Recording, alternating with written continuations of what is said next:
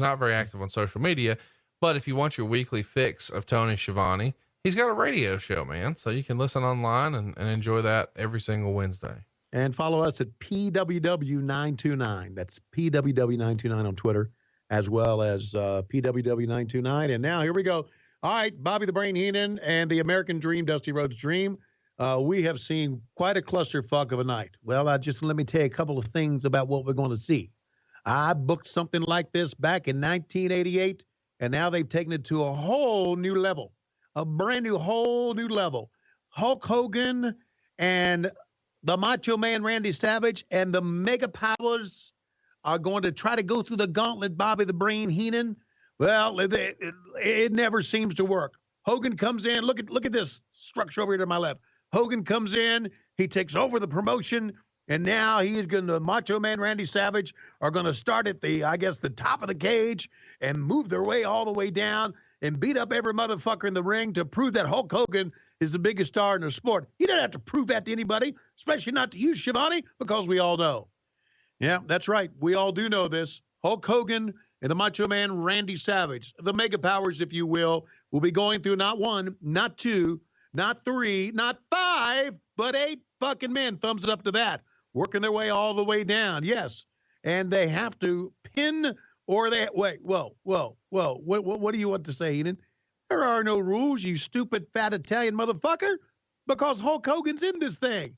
It's his rules. We're all playing by his rules. Don't you understand that? It's his rules. So don't go telling me about rules, you stupid piece of shit.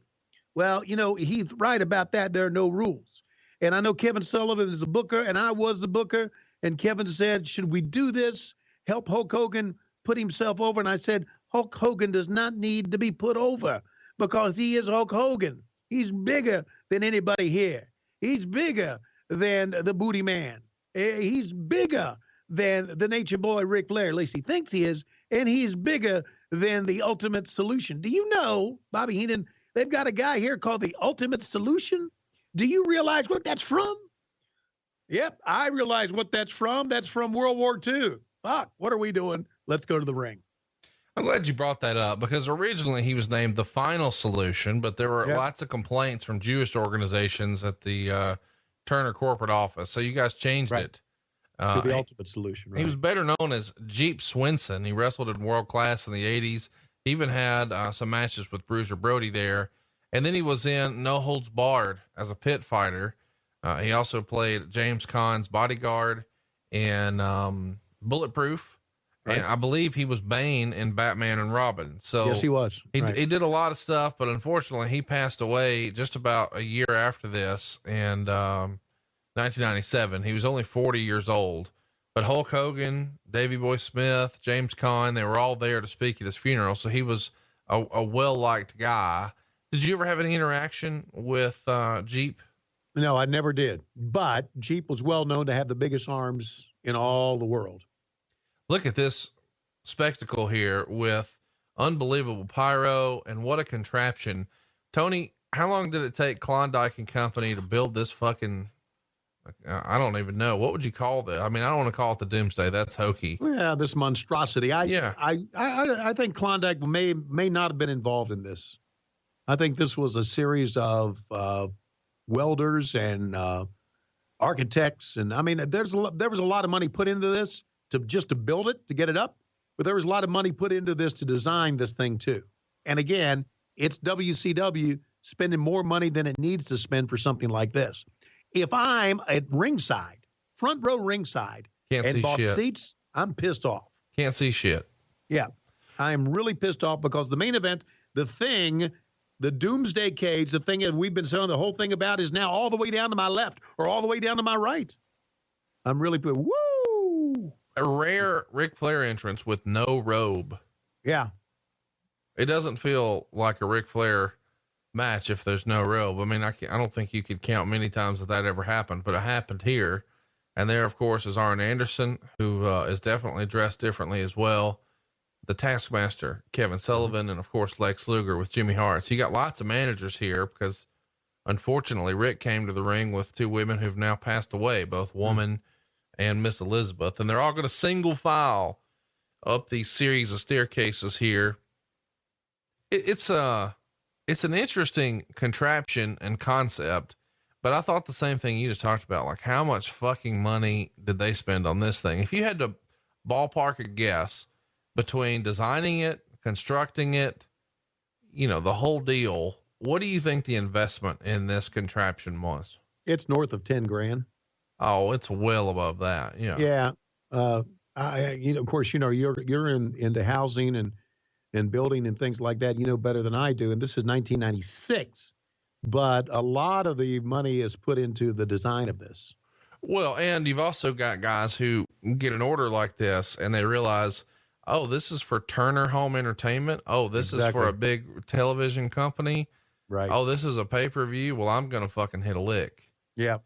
You can see Arn here walking around like, what the fuck have I gotten myself into? Right. I'd much rather be in Pensacola giving spine busters, but instead I'm in fucking Tupelo and sweatpants on chainmail. Interesting thing here. And I noticed this when it happened. Kevin Sullivan, being the booker now, is talking to Arn and Rick about what to do, telling him exactly what they're going to do, call little spots here, let them know which way Hulk Hogan will come in. I thought that was very interesting that the booker was calling some shots in front of the camera here. Well, but if you're at home, he sort of positioned himself as the architect behind the end of Hulkamania. So it makes sense that he would be sort of calling the shots. I do chuckle at Arn Anderson here in his goddamn pajamas, thinking about, how silly this was. Oh, what a cage. Now, it's 8 men total. The Barbarian and Ming, the Taskmaster, Luger, Flair, and Arn, and then the Ultimate Solution and Z Gangsta or G Gangsta. Which one was it? It's Z Gangsta. And here he comes, Hulkamania running wild. Bum, bum, bum, bum. And he's going to point up. I'm going to go up to the cage. Yo, pasta rules, baby. And now, again, the Macho Man Randy Savage, big deal. And again, here I'm a ringside fan, and I'm going to get a chance to see Hulk Hogan up close. Nope, you're not. The guys who paid a lot less money are going to and get the high fives from the Macho Man Randy Savage. Wouldn't have been a bad idea. And I know we're doing this, so we do all this all the time.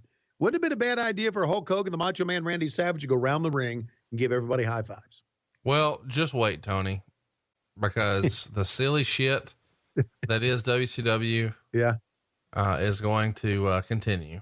Okay. Macho Man here in the colorful red and yellow, but wearing a black and white Macho Man shirt, sort of out of character for the Macho Man. But then again, all of it is, we didn't see Arn wear his fucking pajamas to the ring very often. We never saw Ric Flair, almost never, come to the ring without a robe.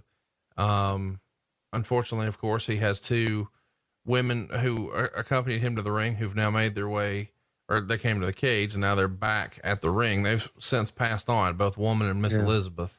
Right. So the gimmick here is we got to work our way down.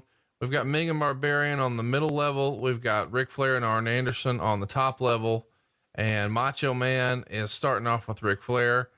Arn Anderson, of course, about to hook it up with the biggest star in the history of the business, Hulk Hogan. Well, here they go. And remember, it's a gauntlet. They have to fight their way through all. In other words, what we've got here in front of us, Conrad Thompson, is the fact that we are going to show that Hulk Hogan and the Macho Man Randy Savage, the mega powers, if you will, are bigger than life, and they can beat anybody. They can beat any combination. When the odds are against them, when they're put into this monstrosity of a triple cage, what was it called again?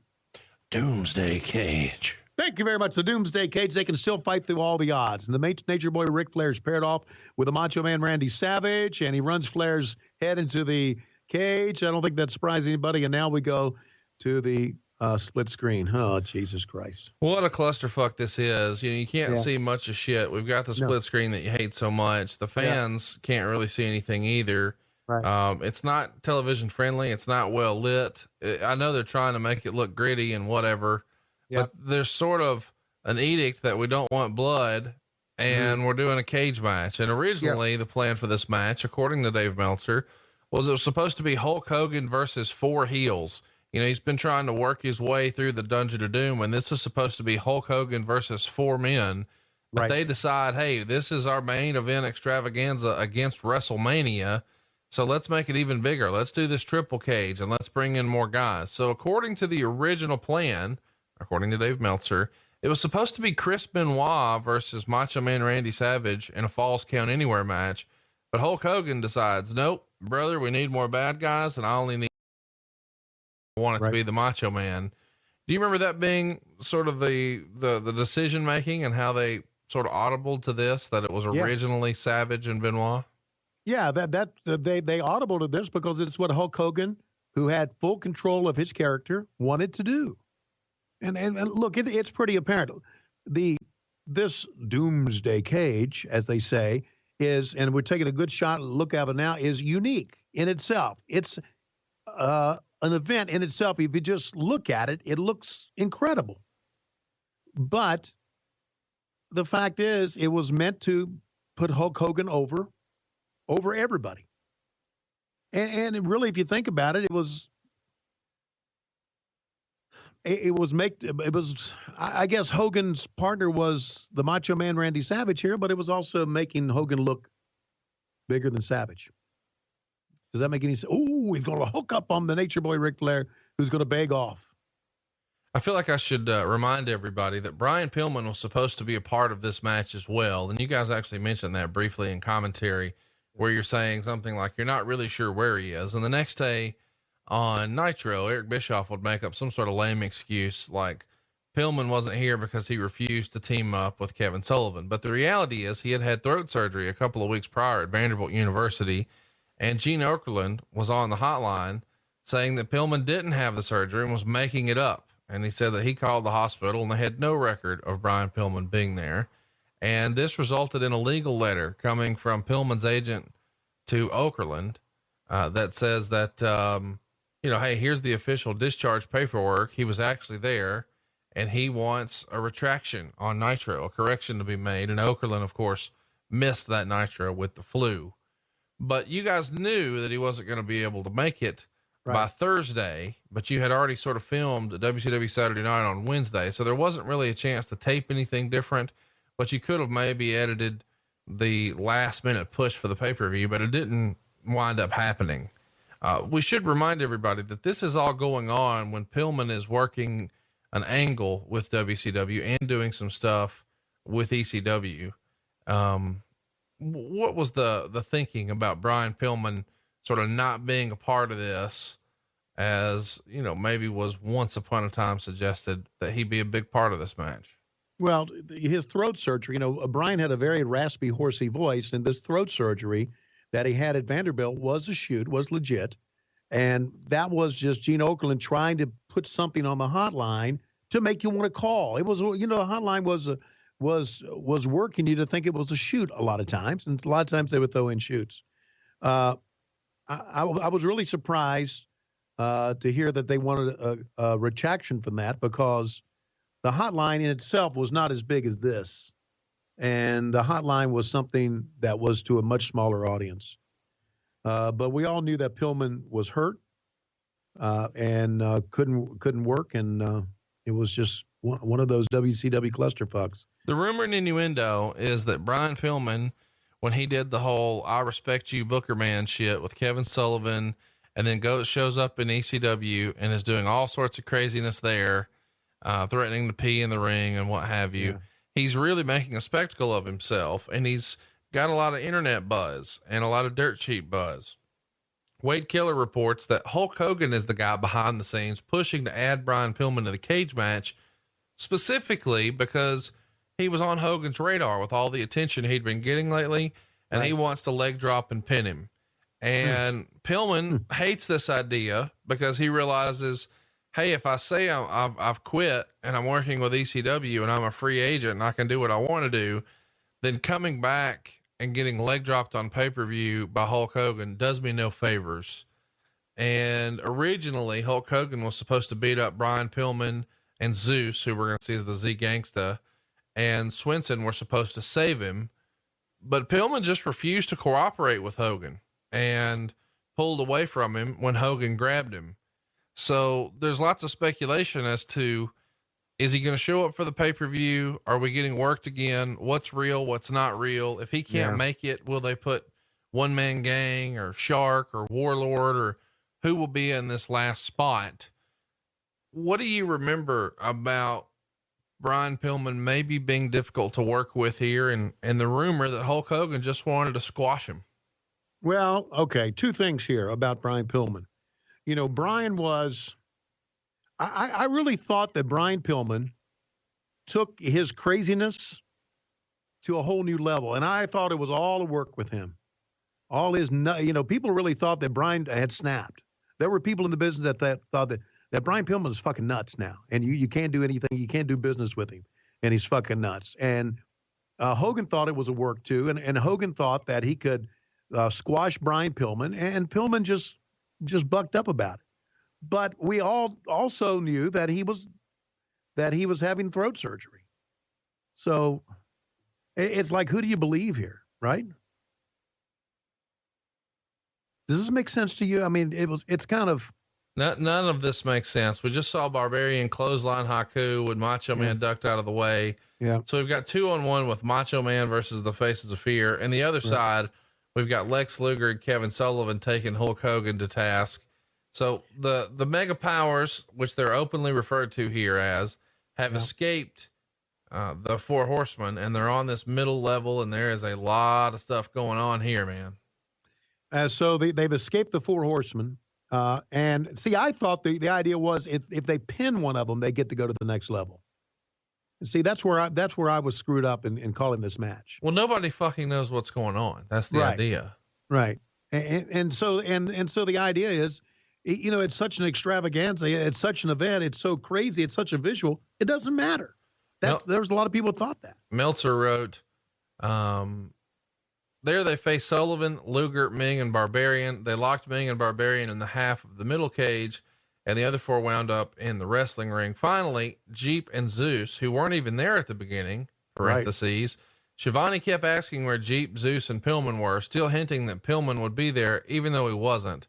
Taking the bait and switch well past any point of sensibility, showed up. So even here, you're still sort of talking about Brian Pillman. Obviously that's on orders from Eric Bischoff, I'm sure. Yeah, that's right. So you see, Kevin Sullivan sort of wrestling with Pee Wee Anderson here. They're trying to use some different weapons on Randy Savage, and you can see how much give there is in the fencing every time they're walking on it. I mean, you've got several 100 pounds, and this if I'm Macho Man, there's no way I'm dropping elbows on this damn thing. Yeah. You know, the smartest man around here now is Ric Flair. He's still into the top cage. He's not good. Arn went down. Flair stayed up top. Like, fuck it.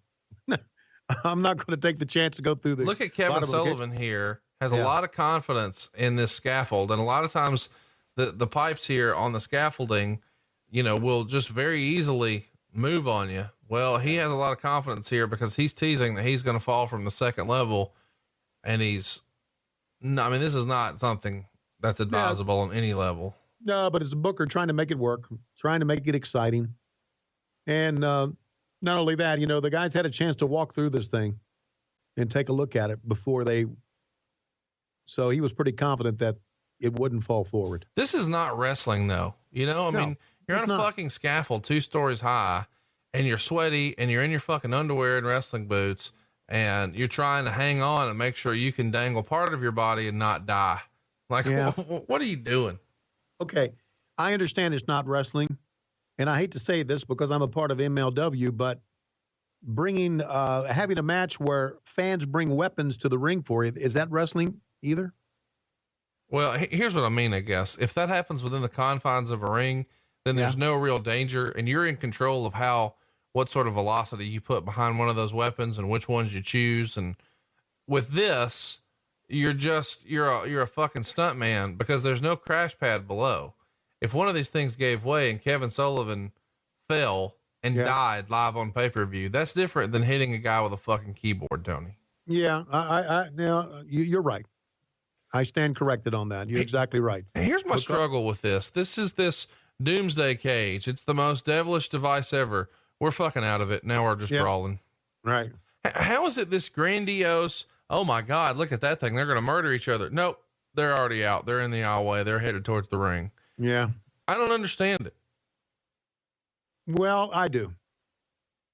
Well, smarten me up. It feels like, if you've got this, how can they ever escape? Well, they just fucking open the door and walk out. Well, what they wanted to do was give the fans a ringside. What the hell? They got a microphone there? Well, they had fans hand them weapons and they hit them with it. No, that's not wrestling, right? Very well done there, Millennial. And down goes. So now the fans get to pop at ringside because we spent all this money for it. But meanwhile, let's do for you fans watching at home, let's do a split screen to completely fuck you up.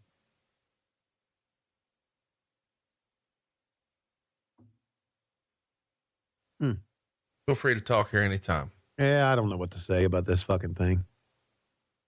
We haven't seen Jeep Swenson. We haven't seen the ultimate solution, if you will. We haven't seen Tiny Lister. Yeah, Zeus Tiny Lister, or Tony Tiny Lister, aka Zeus, you actually met during his first run with the WWF. And of course, a year prior to this, he had a lot of fame with the movie Friday, where he played Debo, which was a hilarious movie with Ice Cube and Chris Tucker. Did you ever see Friday, Tony? Never saw Friday. No. I've always liked Ice Cube. Always liked him. Thank God they're going back towards are they going to get back in the cage? Are they what? Well, there were very few fans can see him. Right. They're brawling on the floor here. And I'm not going to say it's bad action. I mean, they're doing their best to have a brawl, but it sort of defeats the purpose of going to the trouble and expense of building this whole cage if you're only going to use it for a handful of seconds and you're done. Yeah.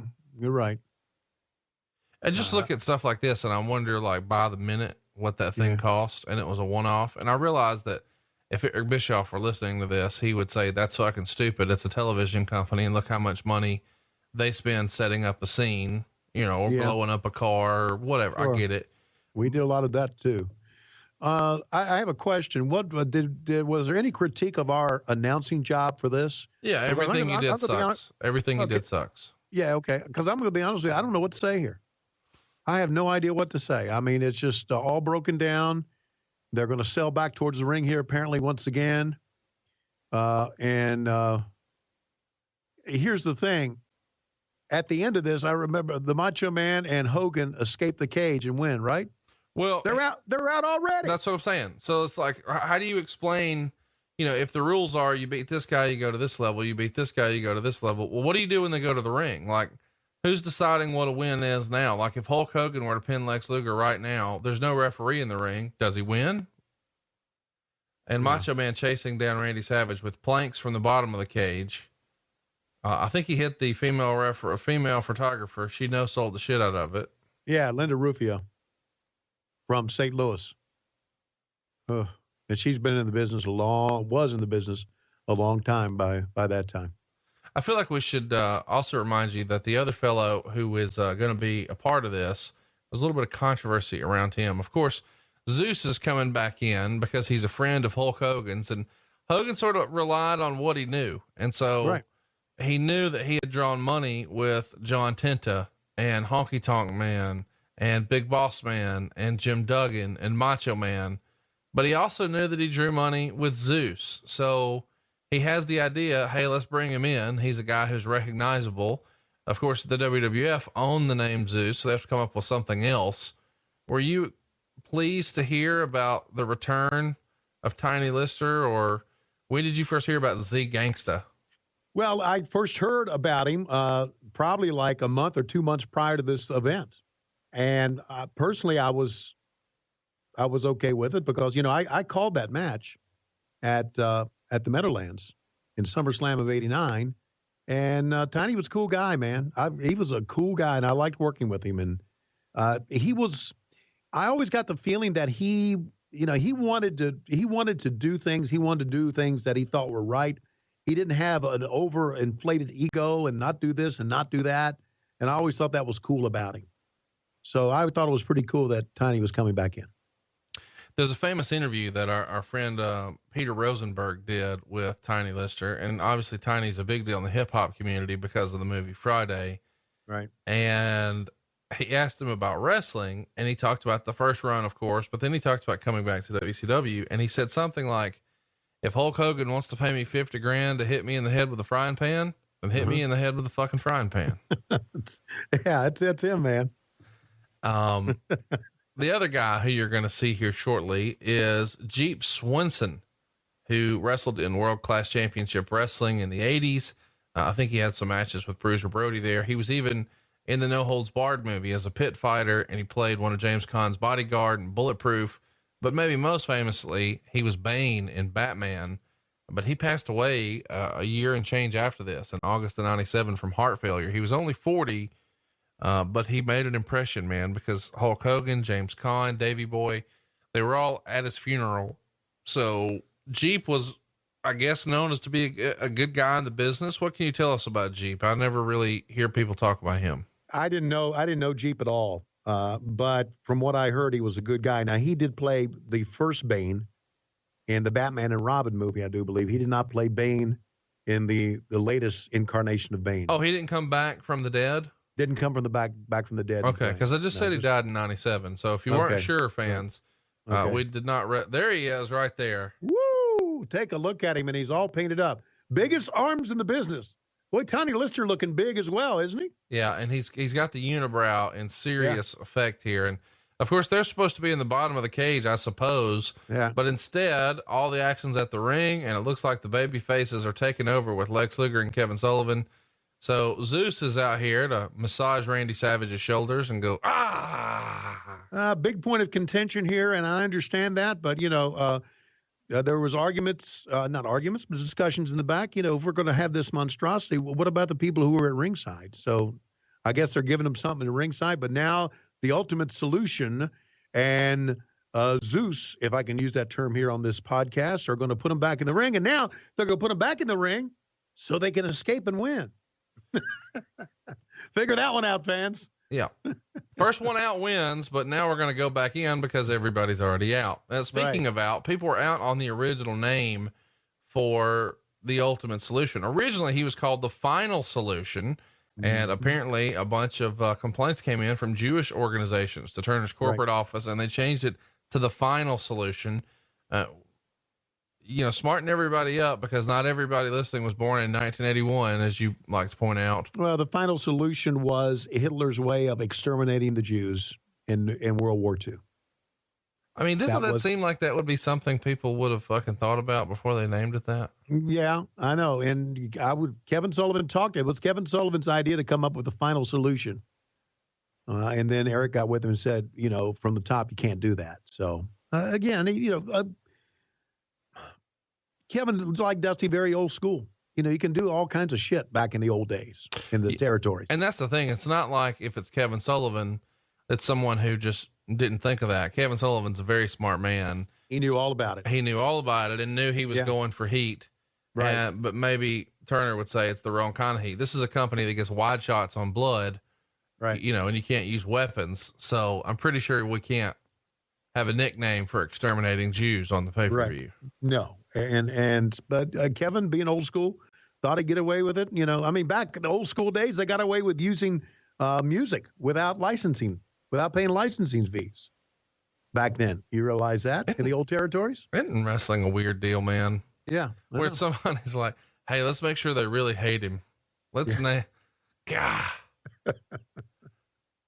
Cause here's the deal. I got to tell you, like, being from Alabama, I didn't put that together, but I was a fucking knucklehead kid. I didn't know any of the history of that. And I certainly didn't know a Jewish person at the time in Alabama. So that it wouldn't have even been on my radar, but a guy like Kevin Sullivan, he fucking knew.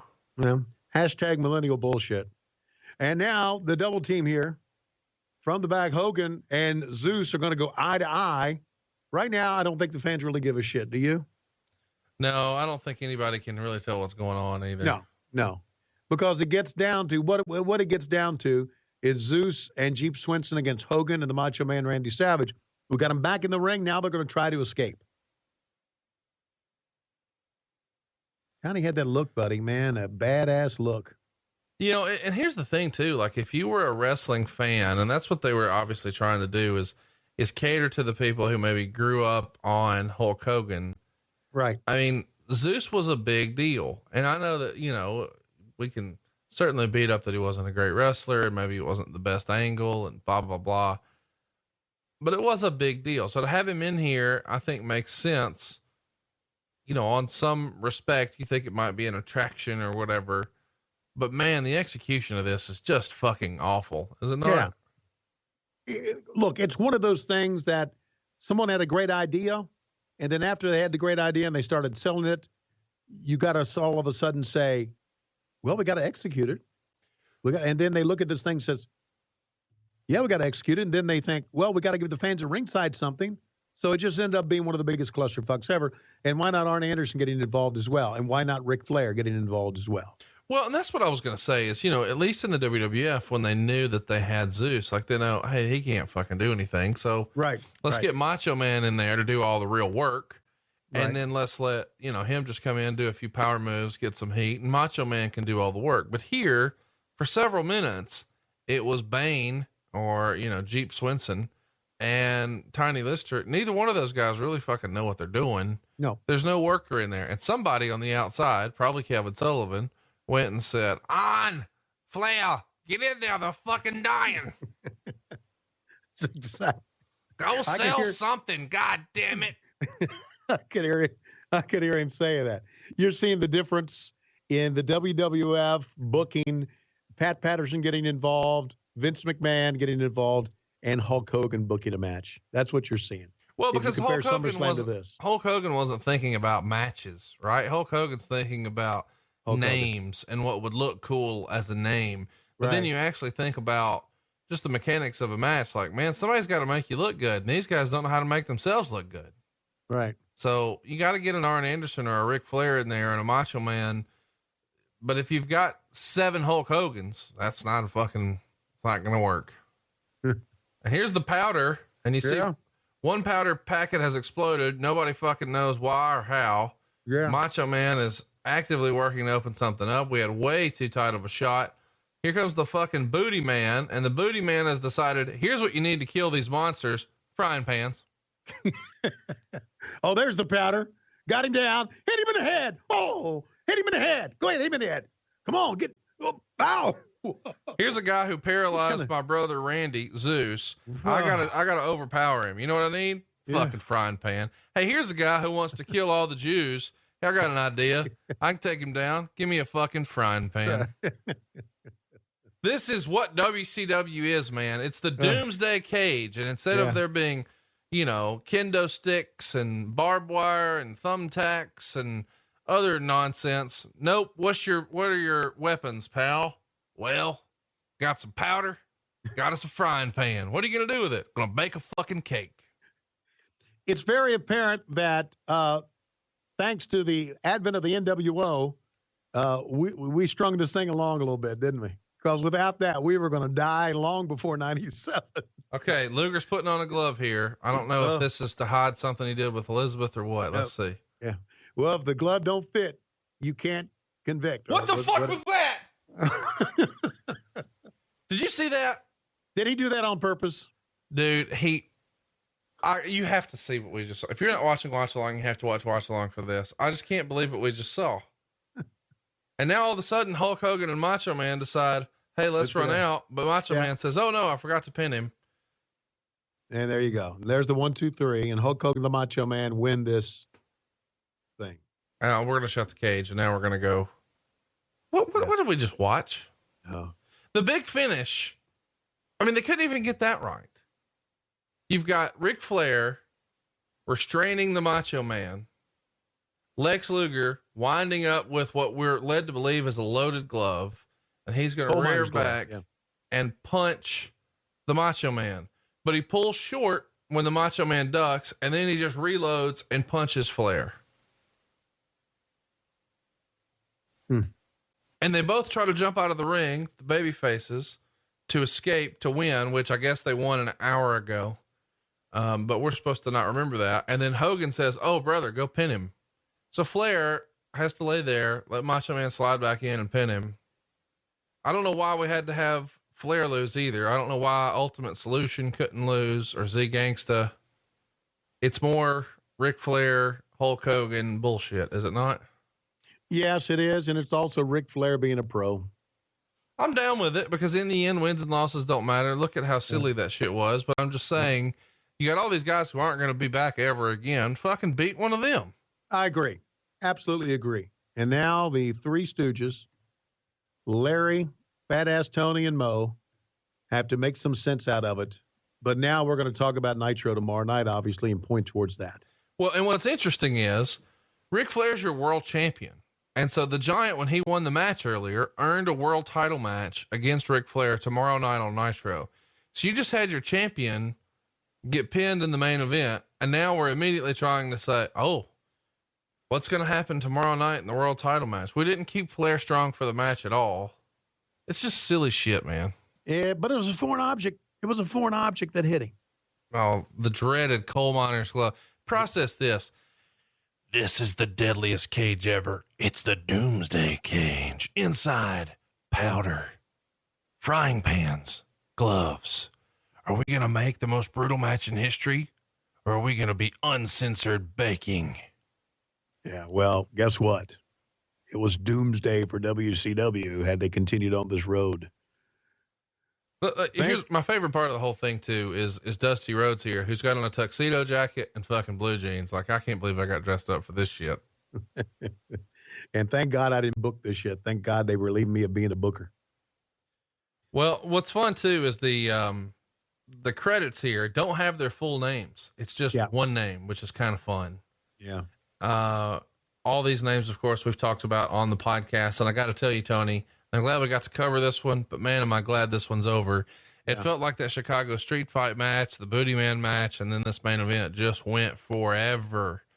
But I'm glad we got to cover Uncensored 96. I feel funny even asking this, but how many stars would you give the main event?